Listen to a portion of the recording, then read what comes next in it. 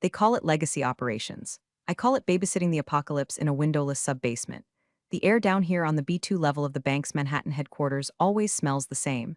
A distinct cocktail of ozone, stale vending machine coffee, and the quiet, humming despair of hardware that should have been decommissioned when the Twin Towers were still standing.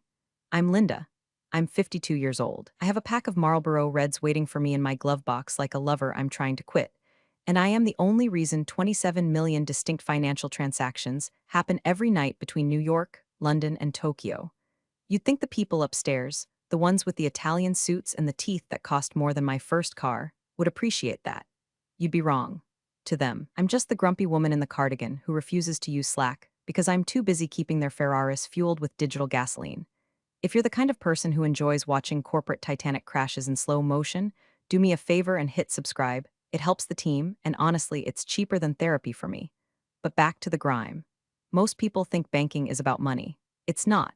It's about data flowing through pipes that are rusted, leaking, and held together by digital duct tape. My job is the plumber, but not the kind that fixes your toilet. I'm the kind of plumber who stands knee-deep in radioactive sludge, holding a valve shut with one hand while typing command lines with the other, praying the pressure doesn't blow my arm off. I was sitting at my desk, a heavy, gray laminate monstrosity that survived the 2008 crash better than the economy did, watching a junior engineer named Kevin try to navigate a reconciliation loop I wrote in 1999. Kevin is a sweet kid. He wears ironic t-shirts and drinks kombucha. He looks at my code the way an archaeologist looks at hieroglyphics, with a mix of awe and total confusion. Linda, Kevin stammered, his fingers hovering over his mechanical keyboard like he was afraid it might bite him. The batch script for the Asian markets. It's throwing a syntax error I've never seen. It says error 44, ghost in the machine. I didn't even look up from my crossword puzzle. It's not a syntax error, Kevin. It's a timing delay. The Singapore server farm has a handshake protocol that lags by exactly 300 milliseconds because the physical cable routing in their basement takes a weird turn around a structural pillar. I put that error message in there to remind myself to pause the script manually if the lag exceeds half a second. Just hit F5 and wait. Kevin hit F5. The screen flashed green. The terror drained from his face. How do you remember that? I don't remember it, Kevin. I feel it in my knees. When it rains in Singapore, my arthritis flares up in the server's lag. It's symbiosis. That was the ecosystem. Delicate, ancient, functioning. Then the door opened. You know how the pressure changes in a room when a hurricane blows a window out? That's what it felt like. But instead of wind, it was the overpowering scent of sandalwood, expensive ambition, and pure unadulterated bullshit. Enter Trent. Trent was our new CTO. He had been poached from some Silicon Valley unicorn that disrupted the dog-walking industry or some other nonsense. He was 30-something, wore a suit that was too tight in the ankles, and had a smile that didn't reach his eyes, a shark in loafers. He looked around my domain, my B2 kingdom of humming server racks and tangle wire nests, and his upper lip curled just a fraction of an inch. He wasn't seeing the billions of dollars of infrastructure. He was seeing a museum exhibit. He was seeing something unsexy. He was seeing me. So Trent said, his voice echoing too loudly off the metal cabinets. "This is the engine room, huh?" I slowly capped my pen. I didn't stand up. I learned a long time ago that standing up for men like Trent just makes them think you're ready to take an order. We prefer the core, Trent, but sure, engine works. He walked over to the main mainframe terminal, a beast of machine we affectionately called Big Bertha. He tapped the monitor with a manicured fingernail. Green text on a black screen. Very retro. Is this actually live, or is this just for monitoring? That terminal controls the Swift operational bridge, I said, my voice flat. If you spill your matcha latte on it, the European economy takes a sick day. Trent laughed. It was a dry, hollow sound like shaking a box of rocks. Funny, you're Linda, right? The legacy operations manager? Lead engineer, I corrected. Operations manager implies I manage people. I manage disasters. He nodded, looking past me, scanning the room. Right. Well, Linda, I'm doing a tour of the infrastructure. We're looking to modernize, pivot to the cloud, microservices, agile workflows, bring this bank into the 21st century. I felt a twitch in my left eye. We are in the 21st century, Trent, and the reason we're still solvent is because this retro system actually works. It doesn't need a pivot, it needs respect and regular maintenance. He turned his gaze on me then. It wasn't friendly. It was the look a developer gives a line of code they intend to delete.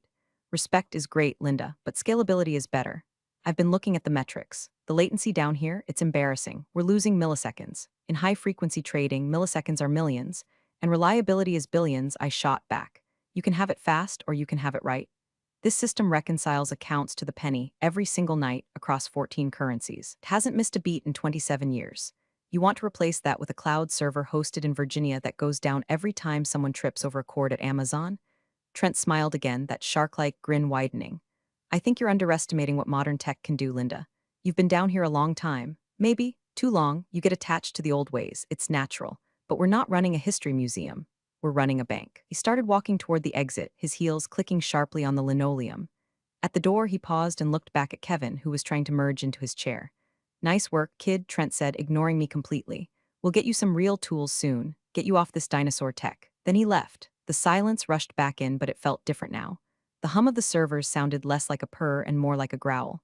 I looked at Kevin. He looked terrified. Called it a dinosaur, Kevin whispered. I reached for my bag and pulled out my thermos.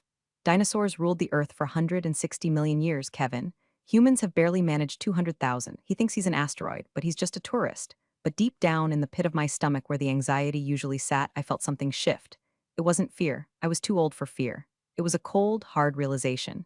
Trent wasn't just an annoyance. He was an existential threat, not just to my job, but to the stability of the entire financial web we were weaving down here in the dark. I took a sip of my coffee. It was lukewarm and bitter, just the way I like it. Kevin, I said softly, pull up the activity logs for the last 6 months. I want to see everything Trent has accessed since he got his badge. Why? Kevin asked. Because I said, staring at the blinking green cursor on Big Bertha, if he wants a war, he's going to find out that the dinosaurs have really big teeth. This was the beginning. I could smell it. The ozone in the room seemed to sharpen, the static electricity raising the hair on my arms. Trent thought he could just walk in here with his buzzwords and dismantle the bones of this institution. He had no idea. He saw code. I saw arteries. He saw hardware. I saw organs. And if you try to rip out an organ without knowing what it does, the patient doesn't just get sick. The patient bleeds out. I lit a metaphorical cigarette in my mind because actual smoking down here would trigger the halon gas system and kill us all, and cracked my knuckles. Let's see what you've got, Wonder Boy, I muttered. The first casualty of any corporate war is communication. You stop getting the optional meeting invites, then the mandatory ones, then you stop getting the emails altogether. 2 weeks after Trent's little tour of the dungeon, I was walking past the main conference room on the 40th floor, the sky deck, as they called it. I was only up there because the vending machine in the basement had finally given up the ghost, and I needed caffeine to function.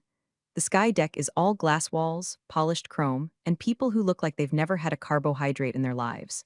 Through the glass, I saw them. Trent, the CFO, the head of trading, and a flock of junior developers who looked like they were barely out of puberty. They were gathered around a massive smartboard. And there, written in red digital ink, was a diagram. It was my system. Well, it was a cartoon version of my system. It looked like a child's drawing of a nuclear reactor. Boxes labeled legacy bloat and obsolete logic were crossed out with big, aggressive X's. Arrows pointed to a fluffy white cloud labeled the future. I stood there, holding my lukewarm cafeteria coffee, feeling a cold heat spread through my chest. It wasn't anger. Anger is hot and messy. This was clarity. It was the feeling you get when you realize the strange noise in your car engine isn't a loose belt, but the transmission grinding itself into dust. One of the interns, a girl named Sarah who had actually helped debug a Python script last month, looked up and saw me. She froze. She nudged the guy next to her. Trent turned around. He didn't look embarrassed. He didn't look guilty.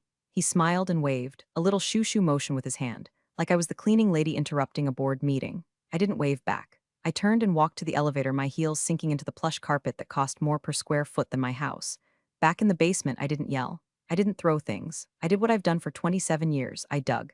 Kevin, I said, sitting down at my desk, get me into the shared drive for the Project Phoenix initiative.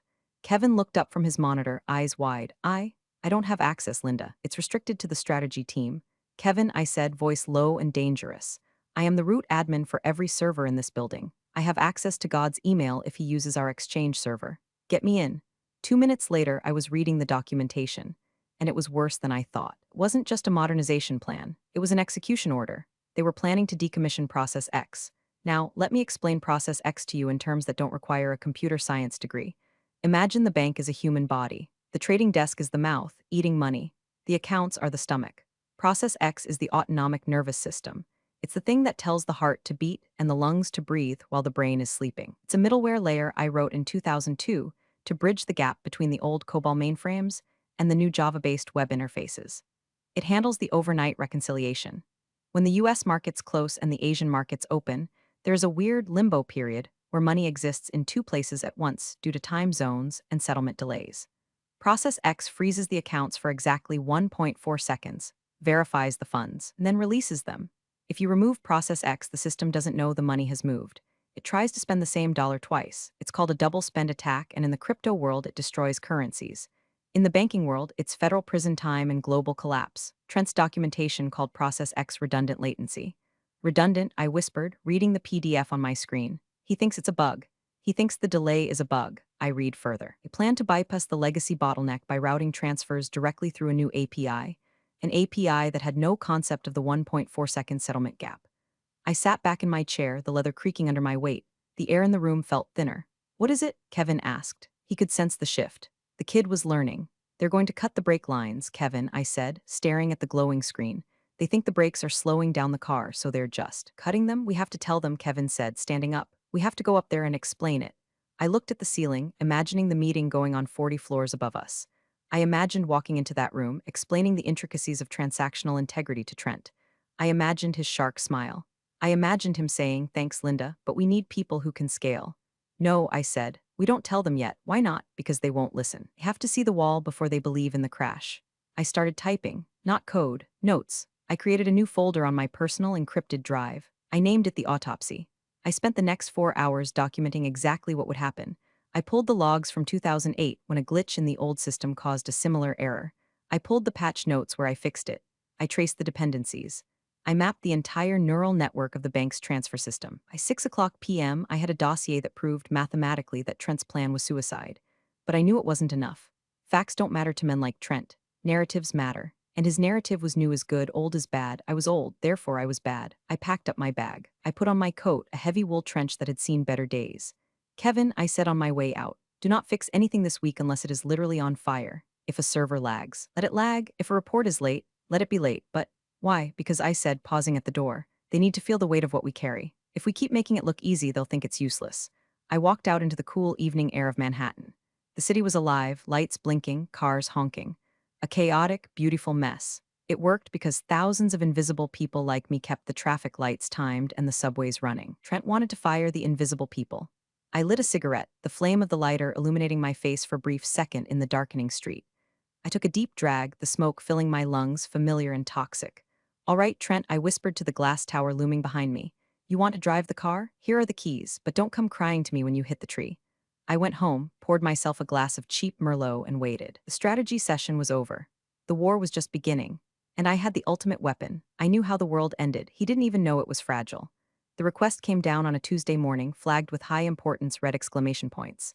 Subject, urgent. Legacy knowledge transfer/documentation audit from Trend Test, CTO to Linda M. Legacy Ops. Linda, per our modernization initiative. You need full documentation on all legacy dependencies by EOW. We're moving to the migration phase next month. Please upload all schematics, code comments, and logic flows to the new Confluence page. We need to democratize this data. No more silos. Democratize, I scoffed, reading the email. He means he wants to loot the temple before he burns it down. It was the classic move. They couldn't fire me yet because they didn't know what I did, so they were trying to download my brain into a wiki page. Once the wiki was full, Linda would be empty. And an empty Linda is an unemployed Linda. "What are you going to do?" Kevin asked. He was eating a bag of artisanal kale chips that smelled like feet. "I'm going to give him exactly what he asked for," I said, cracking my knuckles. "He wants the code, he gets the code. He wants the schematics, he gets the schematics. But won't that help him replace you?" I turned to Kevin and gave him a grim smile. "Kevin, imagine you give someone the blueprints to a Boeing 747. Does that mean they can fly it? Does that mean they know what that weird rattling sound in the landing gear means at 30,000 feet? I spent the next 3 days in a fugue state of malicious compliance. I wrote documentation, pages and pages of it. I was technically accurate, extremely accurate. System A connects to database B via port 8080. That is a true statement. What I didn't write down, what I carefully, surgically omitted was the why. I didn't write, System A connects to database B via port 8080, but only if the temperature in the server room is below 72 degrees, otherwise the thermal throttle kicks in and you have to route through port 8081 manually, or the whole thing deadlocks. I gave him the map. I didn't tell him about the dragons. As I worked, I kept an eye on the central code repository, Git. It's like a history book for code. It records who wrote what line and when. For 20 years, my username, Linda Legacy, was all over the core banking kernel. Then, around Wednesday afternoon, I saw it. Commit ID 8F9A22 author, Trent team lead message, refactoring legacy codebase, cleaning up headers. I clicked on the change log. I hadn't changed the code, they had just reformatted it. They added some spaces, changed some variable names from account hold val to acc hold value to make it look modern. But in doing so, they wiped the history.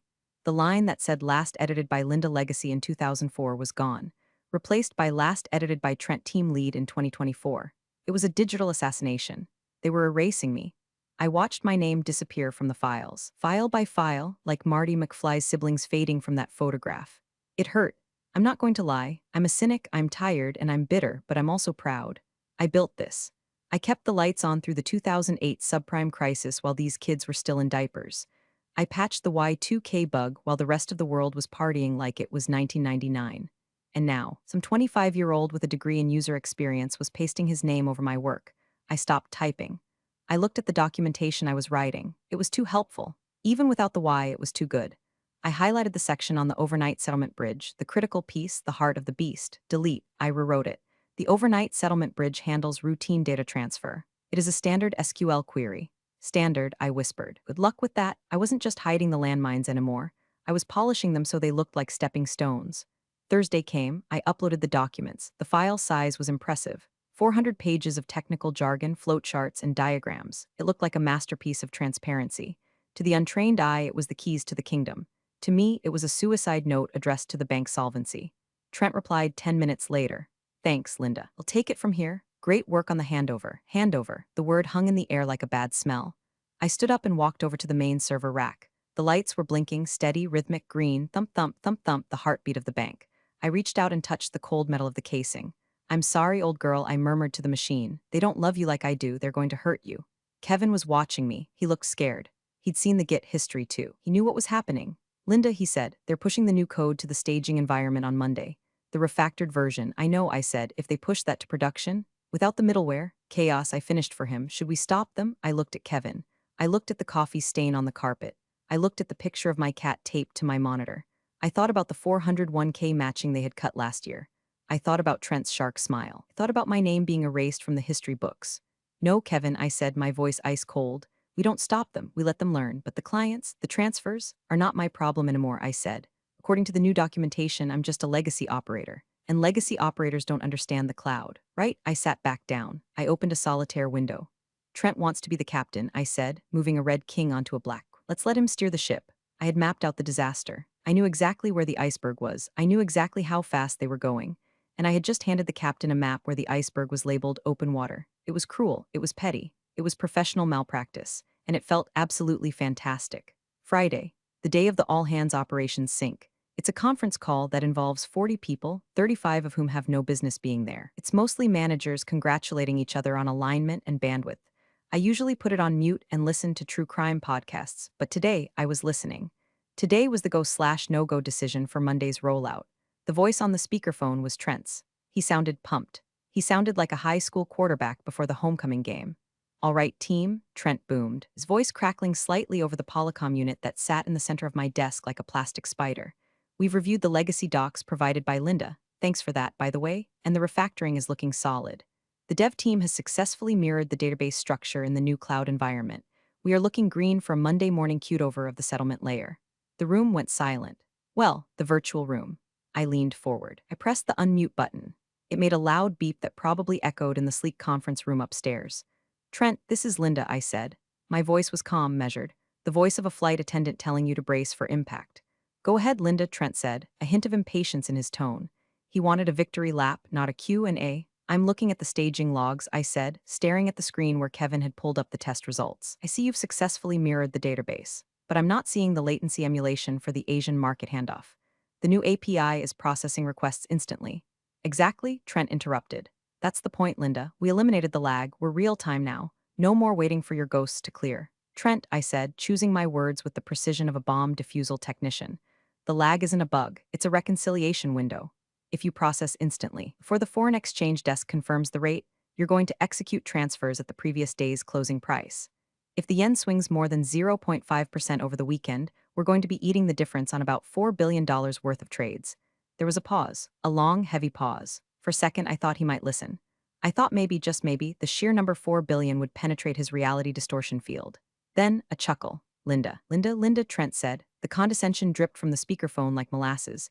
You're thinking in 1990s logic. The new Oracle feeds are live. We catch the rate changes in microseconds. We don't need a window, we have an algorithm.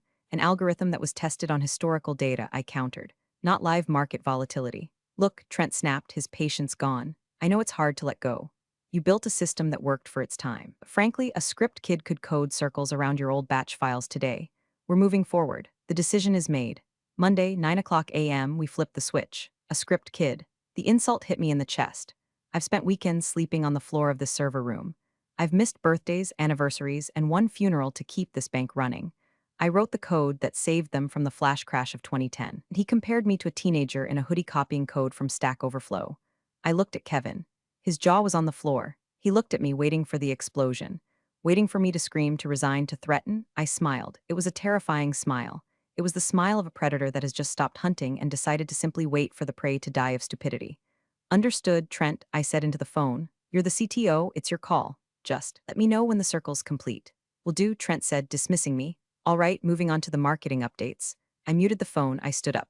Kevin, yeah, go home, but it's only 2 o'clock p.m. Go home, Kevin, take the weekend off, turn off your phone, do not check your email, do not log in.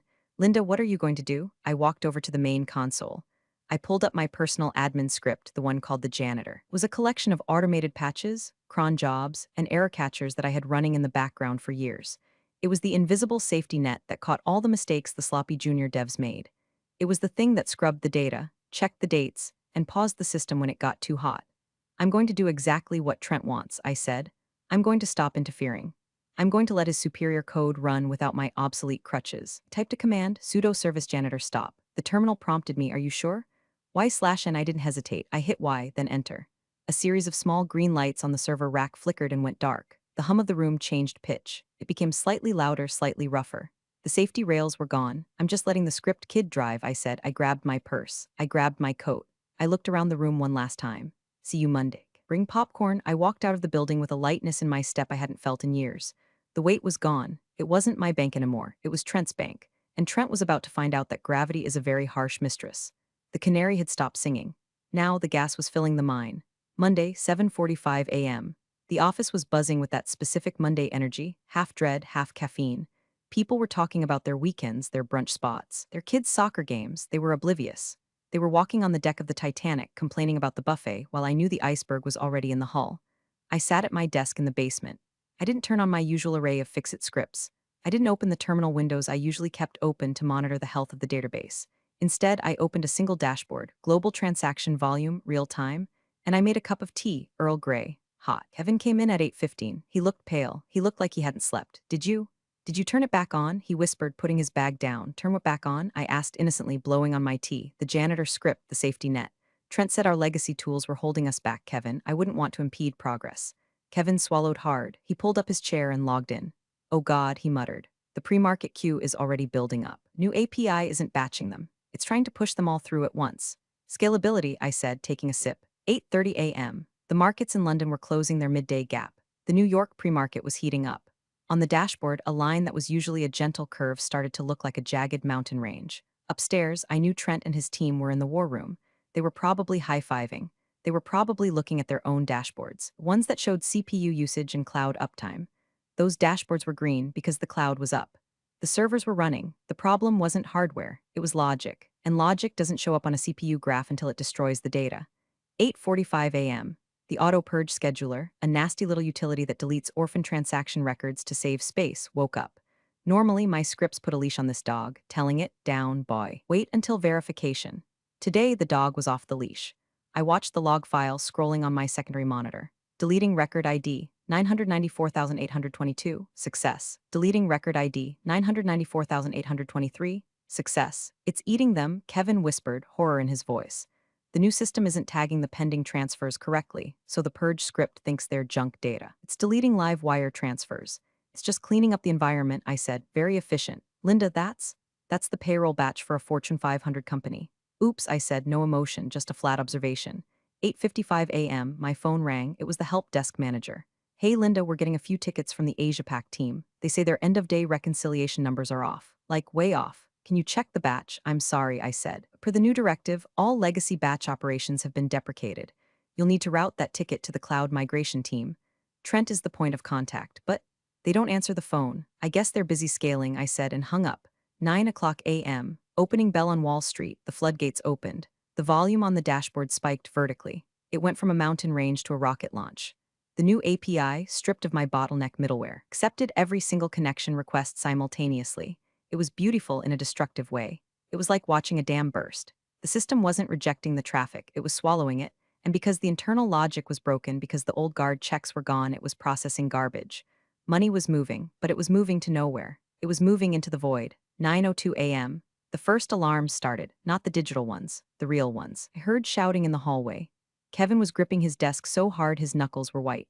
Linda, the queue is deadlocked. The database is locking rows faster than it can release them. It's going to seize. I checked my watch. Wait for it, I said. 9:03 a.m., total systemic cardiac arrest. The dashboard flatlined. The throughput dropped to zero, not a slow decline. A cliff, silence. For about 10 seconds, the basement was the quietest place on Earth. The hard drive stopped seeking. The fans spun down. The frantic blinking of the modem lights went solid red. Then chaos. My desk phone rang. Kevin's desk phone rang. The emergency red phone on the wall, which I had only heard ring twice in 20 years, started blaring like a fire truck. Upstairs, on the trading floor, screens were freezing. Billions of dollars in liquidity had just evaporated into the ether of a refactored cloud instance. I calmly reached out and unplugged my phone. "Tea's getting cold," I said. The countdown was over. The bomb had detonated. And I was the only one with the defusal kit, which I had conveniently left at home, or rather in my head. I sat back, crossed my arms, and waited for the inevitable sound of expensive Italian loafers running down the stairs. You know that sound in movies when a submarine hull breaches? That groaning, tearing metal sound before the water rushes in. That's what the bank sounded like at 9:04 a.m. It wasn't water, though, it was panic. It started as a murmur from the ceiling, the collective vibration of 300 traders slamming their fists onto their desks simultaneously on the floors above. Then came the stampede. Kevin was staring at his monitor, which was now just displaying a cascading waterfall of error codes. Error 503, deadlock detected. Transaction rollback failed. Integrity violation. It's all failing, Kevin stammered. The retry loops are attacking the primary database. It's a DDoS attack, but we're doing it to ourselves. Self-inflicted wounds are always the hardest to treat, I noted, opening a bag of pretzels. The door to the server room burst open. It wasn't Trent yet. It was Mike from the treasury desk. Mike was a guy who usually looked like he'd just stepped out of a GQ photo shoot. Right now, he looked like he'd been chased by wolves. His tie was crooked and he was sweating through his shirt. "Linda," he screamed, bypassing pleasantries, "we can't clear the Fed wire. The interface is frozen. I have $400 million meant for the Deutsche Bank settlement stuck in pending. If that doesn't clear by 9:15, we trigger a liquidity default event." I looked at Mike. I liked Mike. He once bought me a muffin. "I'm sorry, Mike," I said, on my best customer service face. But the Fed wire interface was replaced this weekend. It's now part of the Phoenix cloud. You'll need to speak to the modernization team. I tried, Mike yelled. Their dashboard says all systems operational, but my screen is black. That's the beauty of the cloud, I said. It's always sunny up there, even when it's raining shit down here. Mike looked at the red lights on the server racks. "Can you fix it, please? We're bleeding out." "Don't have access anymore," I lied. "My permissions were revoked to improve security posture. You need Trent." Mike let out a stream of expletives that would have made a sailor blush and ran back out the door, presumably to hunt Trent for sport. 9:10 a.m. The Asia teams were waking up to the nightmare. My email inbox, which I was watching on a side screen, was filling up at a rate of 50 messages per minute. Urgent, critical, stop, help. Frantic energy was delicious. For years, these people had ignored me. They had walked past my desk without a nod. They had cut my budget. They had rolled their eyes when I talked about risk. Now I was the most popular girl at the dance, but I wasn't dancing. I opened the internal chat logs for the dev team, the war room channel. It was pure panic. "Trent, CTO, why is the latency 9,000 ms? Who pushed the commit?" "Dev lead, we didn't push anything. Database is rejecting the queries." "Trent, CTO, restart the instances. Spin up more nodes." "Dev lead, we spun up 50 nodes. It's just making it worse. The locks are replicating." They were throwing gasoline on a fire thinking it was water. They were spinning up more servers to handle the load, but the problem wasn't load. The problem was that the database didn't know how to talk to the new code. Every new server just created more locked records. I could have told them that. I could have typed one command, rollback to snapshot 0800, and fixed it in 10 minutes, but I didn't. I watched the stock ticker for our bank, down 2%, down 4%. The news was leaking. Technical difficulties. 9:20 a.m., the door flew open again. This time it was the entourage. Trent, the CFO, the head of risk. Trent looked like he had aged 10 years in 20 minutes. His hair was messed up. His eyes were wild. The swagger was gone, replaced by the primal fear of a man watching his stock options turn to ash. "Linda," Trent gasped out of breath, We need access to the legacy bridge." I swiveled my chair around slowly. "The legacy bridge? But Trent, that's obsolete. It's a dinosaur. A script kid could code circles around it." "Stop it," he snapped, though his voice cracked. "The new system is failing. You need to route through the old middleware until we figure out the bug." I can't do that, I said. Why not? The CFO demanded. He was a terrifying man named Marcus who usually scared me. Today, he just looked like a man who was about to lose his bonus. Because I said, pointing to the empty space on the rack where a cable used to be, I decommissioned it. As per the memo on Friday, all legacy redundancies must be removed to ensure full adoption of the new platform. I pulled the plug, Trent. Literally. Trent stared at the empty port. He looked like he was going to vomit. Plug it back in, Marcus roared. It's not just a plug, I said, my voice dropping an octave, becoming hard as steel. The configuration files were wiped. The routing tables were purged. To bring that system back up, I would have to rebuild the entire logic layer from memory. Manually, the room went silent. The alarms were still blaring, but in that circle, there was only the sound of heavy breathing. How long? Trent asked. Days, I said, maybe weeks without documentation. And since you wiped the Git history, it's a total rewrite. We don't have days, Marcus screamed. We have minutes. The Fed is threatening to suspend our wire license. I shrugged. Then you better hope your script kids learn fast. I saw the realization hit Trent's eyes. He knew I hadn't actually wiped it. He knew I was holding the keys, but he couldn't prove it, and he couldn't fix it without me. He looked at me, and for the first time there was no arrogance, just desperation. Linda, he said, his voice trembling. Please, it was a good start, but I wasn't done yet. They dragged me upstairs. Not literally, but the gravity of the situation pulled me out of the basement and into the executive war room on the 50th floor. View was spectacular. You could see the Statue of Liberty. She looked unbothered. Inside the room, it smelled of fear and dry erase markers.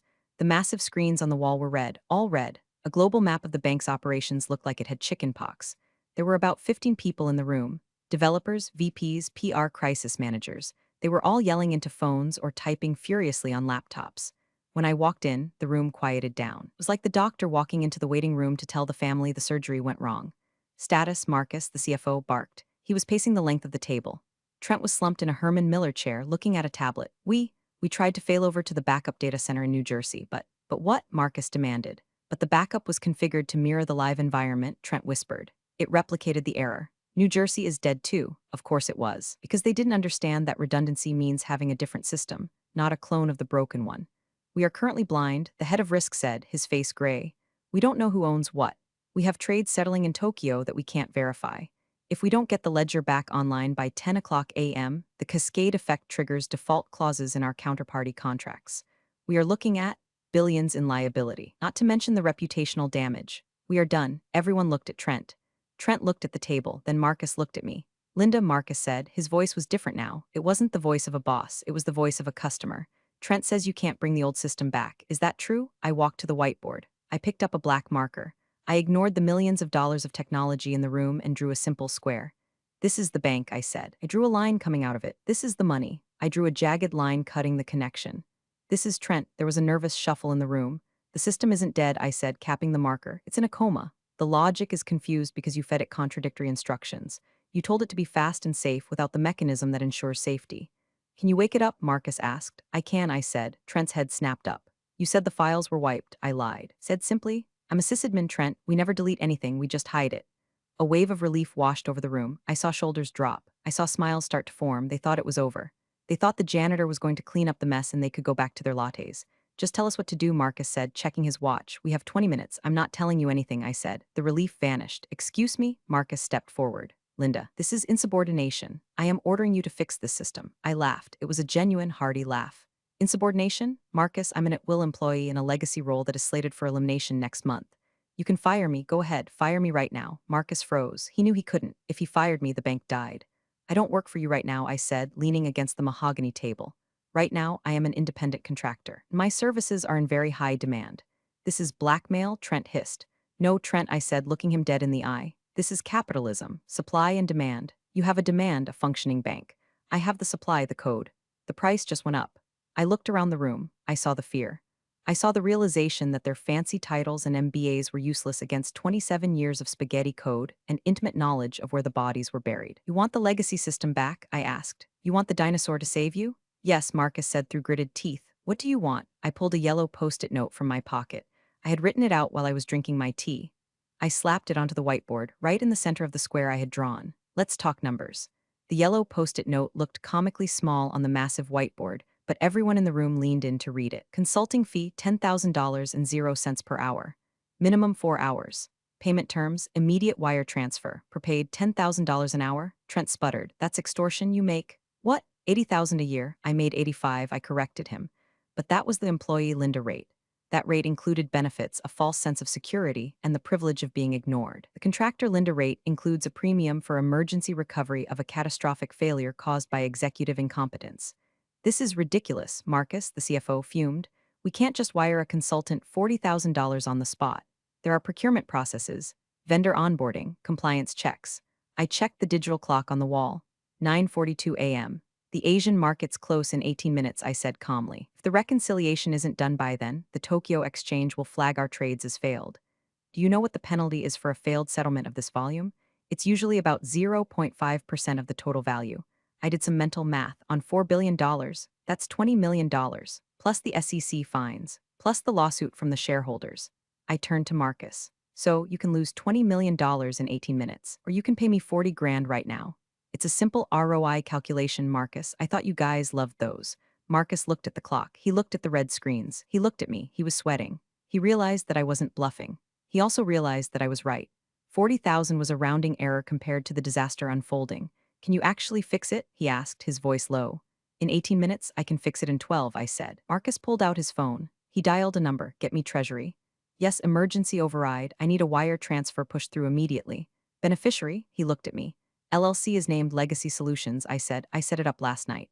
I hadn't, but I had a shell company from an old freelance gig years ago that was still active. Always be prepared. I gave him the routing number. Yes, 40,000. Immediate release. Override the flagged checks. Authorization code Alpha Zulu 9. He hung up. It's done. You'll see it in your account in 2 minutes. I'll wait for the confirmation, I said, folding my arms. We don't have time to wait, Trent yelled. We always have time for verification, I said. That's the lesson of the day, isn't it? 2 minutes passed. Agonizing, silent minutes. The phone in the center of the table beeped. Wire confirmed. I checked my banking app on my phone. There it was. $40,000. More than I used to make in 6 months, earned in the time it took to drink a cup of coffee. All right, I said. Move. I walked over to Trent's laptop. He scrambled out of the chair like it was on fire. I sat down. It was a nice laptop. MacBook Pro top specs. Shame the operator was defective. I opened the terminal. The text was white on black. First, I said, typing as I spoke. We kill the new API. Kill all -9 process Phoenix on the big screen. The jagged lines of the failing transactions flatlined to 0. Now, I said, we wake up the dead. I accessed the hidden partition where I kept the real system. The one I supposedly wiped. Mount/dev/sda1/mnt/legacy service process X start. What are you doing? A junior dev asked, watching over my shoulder. I'm re-engaging the middleware, I said. I'm putting the brakes back on the car. I typed the command that would save their asses. The command that invoked the 1.4-second delay. /reconcile batch sh force ignore timestamp. I hit enter. For 3 seconds, nothing happened. The cursor blinked. The room held its breath. Then scrolling text, green text, connecting to Singapore, success, connecting to London, success, verifying ledger. Batch 1 cleared, batch 2 cleared. On the main wall, the red alerts started turning green. One by one, then in clusters, the queue is clearing. Someone shouted, the backlog is processing. But it's slow, Trent complained, watching the numbers tick up. It's not slow, I said, not looking up. It's careful. It's checking the money before it moves it. You're welcome. 9:56 a.m. All settlements confirmed. The head of risk breathed out, sounding like he was about to cry. We made the cutoff. The room erupted. People were cheering, high-fiving. Trent looked like he had just survived a firing squad. I stood up. I closed the terminal. Pleasure doing business with you, I said. Wait, Marcus said. You're not leaving? We need you to monitor the overnight cycle. My contract was for a minimum of 4 hours, I said. But the scope was fix the crash. Crash is fixed. I'm taking the rest of the day off. But what if it breaks again? Trent asked, panic creeping back into his voice. I smiled. Then I guess you'll have to hire me again. But the rate goes up for after-hours support. It's $15,000 an hour after 5 o'clock p.m. I walked toward the door. I felt 10 feet tall. Oh, and Trent? I said, pausing at the threshold. Yeah, don't delete the janitor script this time. He works cheaper than I do. I didn't go back to the basement. I didn't need to. I had my personal laptop in my bag, and I knew Kevin would handle the cleanup. I walked out of the building at 10:15 a.m. The sun was shining on Wall Street. Tourists were taking selfies with the charging bull. They had no idea that 20 minutes ago, the financial world had almost imploded because a man in a skinny suit thought he was smarter than a batch script written in 2002. I walked to a coffee shop, a nice one, not the vending machine. I ordered a latte, oat milk, expensive. I paid with the card linked to my new LLC account. The machine beeped approved. It felt good. My phone buzzed. It was a text from Kevin. Kevin, you are a legend. Trent is literally shaking. They are putting Process X back into the permanent architecture documentation. They're calling it the Linda layer. I laughed. The Linda layer. A piece of code that does nothing but tell the machine to wait, to breathe, to think before it acts. A monument to patience in a world addicted to speed. I finished my coffee and walked to the subway. I wasn't going back tomorrow. I had already drafted my resignation letter. It was short. Dear Marcus, please accept this as my formal resignation, effective immediately. For future support inquiries, please contact Legacy Solutions LLC. Rates attached. Regards, Linda. I knew they would pay it. They had no choice. They could hire 10 new Trents, but none of them would know why the Singapore server lags when it rains. None of them would know that the database locks up if you run the payroll batch at the same time as the backup cycle. I had spent 27 years being invisible, being the legacy, the dinosaur. But here's the thing about dinosaurs, they were the apex predators for a reason. And here's the thing about legacy systems, they survive because they work. I got on the train. I found a seat. I put in my headphones. I wasn't an employee anymore. I was a consultant. And for the first time in my life, I wasn't just keeping the lights on. I was owning the switch. As the train rattled into the tunnel, plunging us into darkness, I closed my eyes and smiled. The system was running. The money was safe. And Trent was probably staring at a green screen, terrified to touch a single key. We're all healed. Appreciate you sticking around, you legends of the break room. Subscribe for more chaos. Let's make your old managers spill their coffee in fear.